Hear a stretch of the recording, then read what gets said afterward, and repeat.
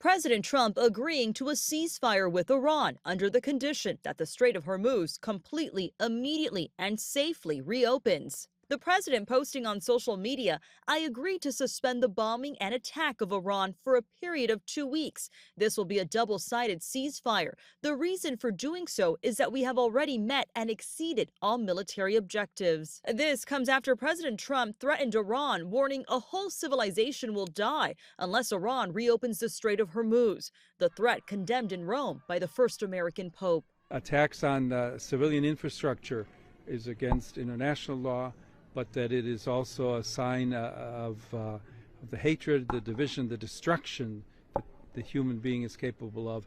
Lawmakers across the U.S. on both sides of the aisles also calling out the threat. Donald Trump just said that the entire civilization of Iran is going to die tonight if Iran doesn't reopen the Strait of Hormuz. That is pure evil.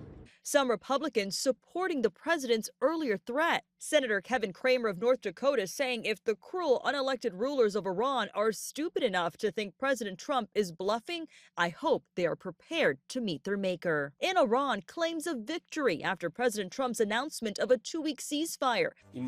In a long statement by the Supreme National Security Council on Iranian state media, they say it's the U.S. that accepted their 10-point plan. A statement from the Iranian foreign minister says passage through the Strait of Hormuz may be possible if attacks against Iran are halted.